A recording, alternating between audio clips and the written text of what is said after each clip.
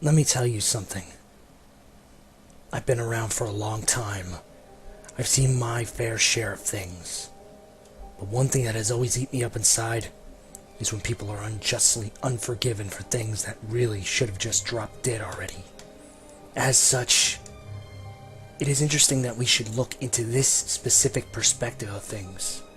But as it seems, there are those who, if forgiven for past mistakes or stupidity, then perhaps they might become something far more than even they know inside. That is why my attention turns in this direction now, onto this specific angle. Because despite all it seems, there is far more here at play than anyone would have ever realized or known. It is to this that a long, ancient story is about to be told yet again.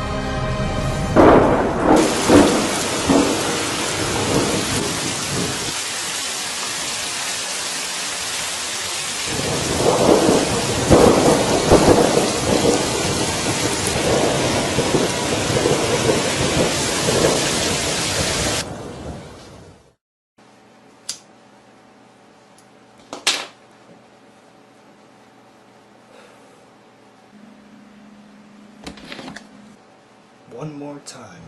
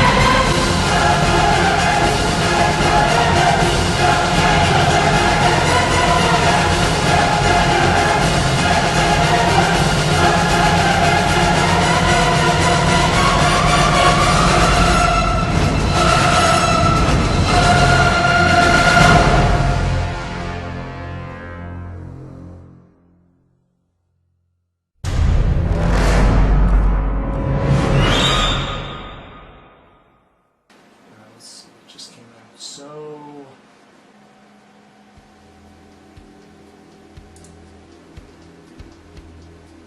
fuck. You didn't pre-order, so you can't buy the game. Yeah, but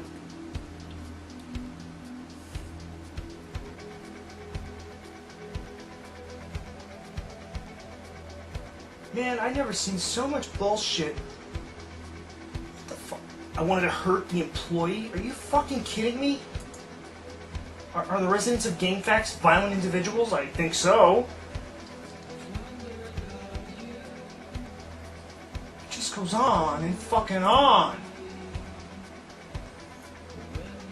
And on.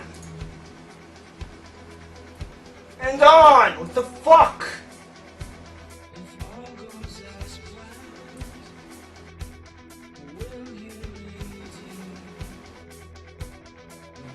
Seriously, you idiots! When the game was coming out, did you ever think, maybe I might want to put $5 down on it? You know, this way I get a copy when it comes out, since this is the way things have been going for, I don't know, since like fucking forever? But no, instead, we go on GameFAQs, we fill up thread after thread, bitching and moaning about our own fucking stupidity! People this fucking stupid should have been aborted. Seriously, they are a waste of space and then waste of fucking threads. I don't give a shit about your fucking in-house store problems. I want to read about the goddamn game for people who actually played it. Fuck you and fuck all the imbeciles who didn't reserve BlazBlue. or BlazBlue, or whatever the fuck you pronounce it. Either way, I can't pronounce it. At least I was smart enough to put my $5 down. You fucking imbeciles! No, here we go. Fucking console war again. PS3 and 360. I don't know which version of the game to buy. They're probably exactly the fucking same because the company doesn't fuck us over. Jesus Christ. One of the only games out there where I play both versions, and both versions are fucking damn near identical to the point where you can't even fucking tell. I just think HD looks better on the PS3, and I like the D-pad better on the PS3 because I think the 360 D-pad is a piece of shit. But I mean, you know, that's my opinion. Oh, no wonder it's a 360. This place is like a fucking shithole. I've never seen so many people who shouldn't even play the game complaining they can't get their hands on the game or complaining about how fucking difficult it is. Jesus Christ, pick up a fighting game once in a blue moon and you might learn something from it. Why are people still talking about Prototype and Infamous? They've been out for a while, man. Prototype is better than Infamous because it's on the 360. Yeah, that logic is just flawless. You know, it's that kind of logic that said to me, I think I'm going to keep my 360, the Red Ring of Death machine, over my PS3 that never fucking breaks down, ever. That has free online play. It's like the ultimate battle of the masses, and nobody seems to realize like what the difference is between the two games. They're so different that even trying to compare the two is a fucking joke. Oh, they're both open worlds, but what you do in said open worlds varies so fucking much that I swear to God, it makes my head hurt, and once again, I have to call them imbeciles! If anybody should show them the fucking differences, it's me! Because I'm the only person who will tell it to you as it is! Yeah, Prototype and Infamous are not the fucking same! Christ, I hate these assholes.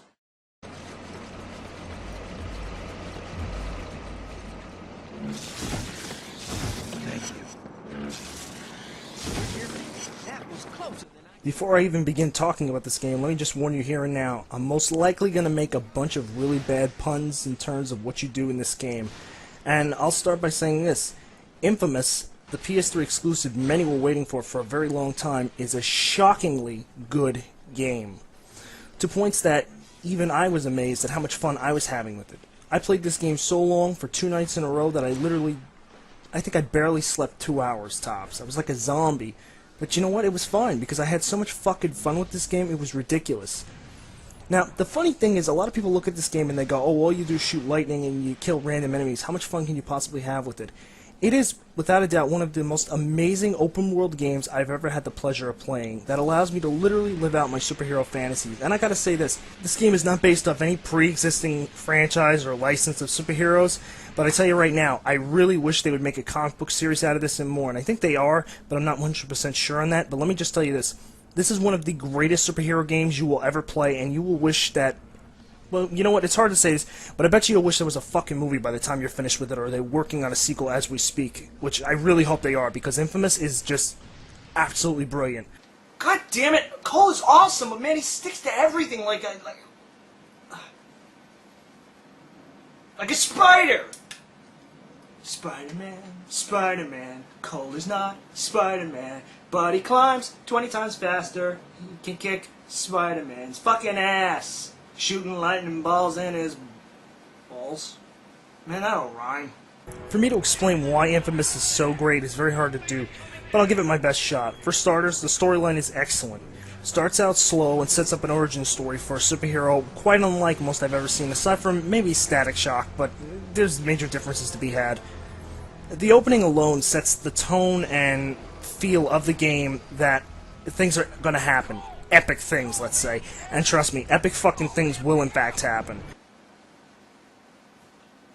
That was the most epic opening ever. Holy shit, press start. Boom! You'll go from having barely any power to being one of the most powerful people on the face of the planet by, I think, midway in the game, and you'll still be challenged consistently. More so, while the storyline is told in comic book segments that I'll go into in a little bit more depth later on, the actual storyline told via communication through Cole's radio is actually really well done. The voice acting is nice and always sets the stage for some drama or something to happen in the plot that really makes a difference, and you know, you'll actually give a flying fuck about these characters. it's not like you're going to forget they exist, you're not going to forget their names, and on a whole, Infamous has something that many games desire but they fail miserably to have, and that's a likable cast of memorable characters you will remember when the game is over, and when you go back to play it again, you'll remark at how the plot changes consistently. Now let's get a little bit more into the gameplay itself.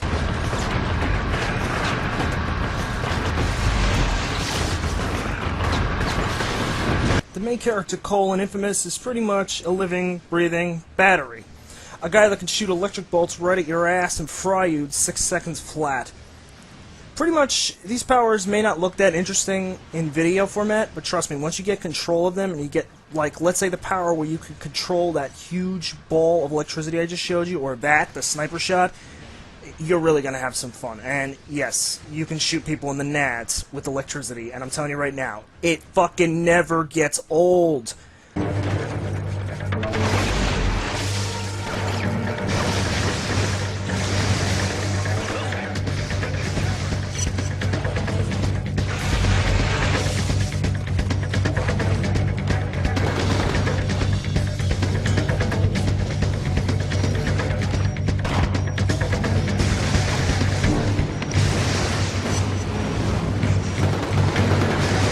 But what is interesting about Infamous is the balance level that has been constructed here, that no matter how powerful and godlike you think you are, the basic enemies can still hand you your ass if you're not careful. So you do have to be strategic to some degree.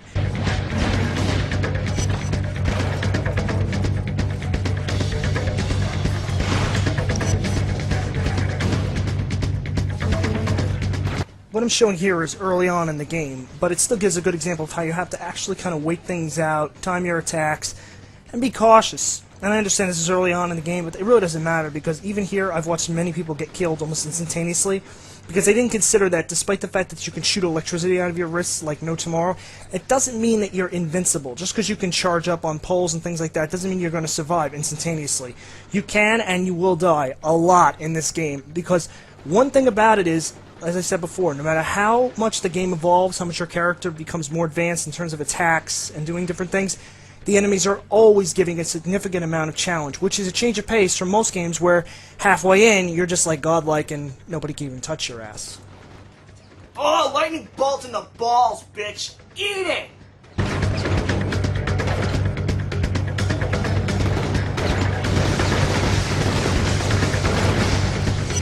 The shame of doing a review of this game is that you really don't have to cover much in the way of bases. The game looks fantastic, it sounds fantastic, and it plays just as easy as it looks. All the main controls, everything you've got to do are mapped to the controller, so there's no funky menus to play with or anything to kind of tool around with, let's say. But if it had one problem, I think this game would fall into the problem that it is just way too fucking addictive.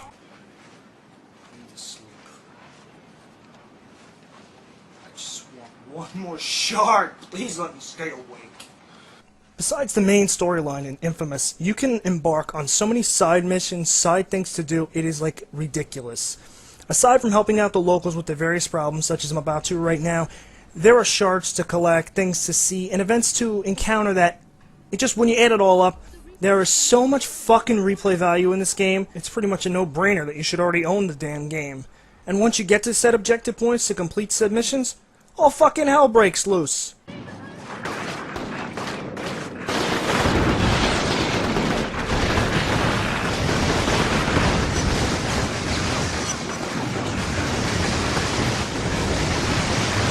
So usually once you take out about 50 million enemies, no I exaggerate, maybe 10, 12 enemies tops, but once you take them out, and believe me, they feel like an army, you'll get to the main objective point or the closure of said mission you were on. Now here's where you get to constantly make karma choices, karma to go either bad or good.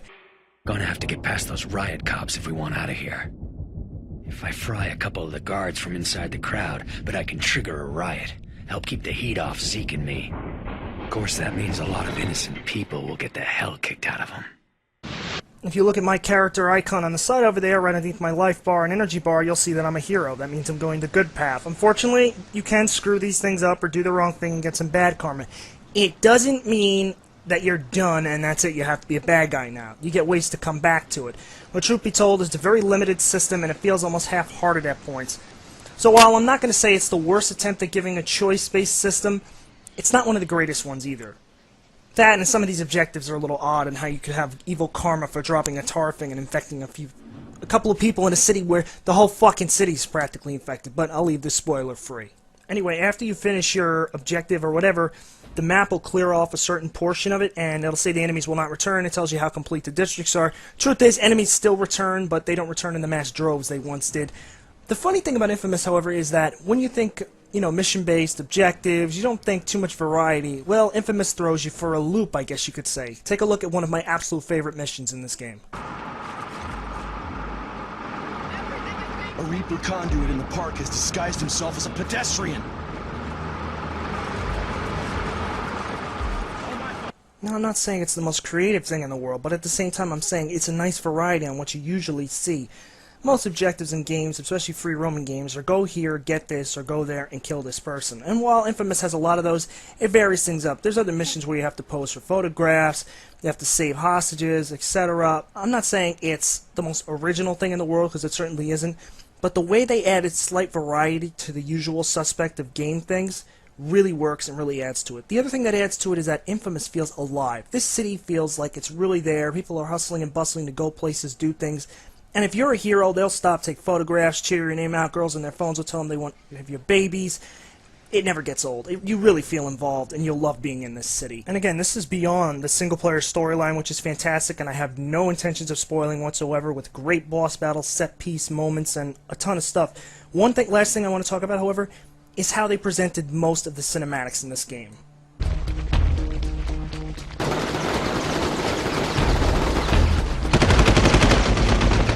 The gate opened to a wall of razor-wire machine guns. Told via some of the most slick comic book sequencing I've seen in ages. It absolutely sells the storyline of Infamous. It gives it that minor edge because you know it's supposed to be a little bit more fantasy-based, and it's a little unbelievable at points, but it totally fits, and had they not done it this way, this game probably would have lost a lot in the process. But because they chose this method, they went with the absolute best possible way to tell this story, and it's just one more thing that makes Infamous stand directly apart from the pack of games out there now. But unfortunately, due to this, there is a problem that arises with the next candidate here. It sets it so far apart, in fact, that the separation anxiety is very much a killer. And so, once again, it begins just like last time. But ask yourself this, Kitty Vinkies, doesn't it seem like something's missing? Oh, we'll find out about that soon, won't we? Next time on Context Sensitive, Break. Because even the most fragile of minds will eventually just shatter. Now won't they? Oh, they will. Trust me on that.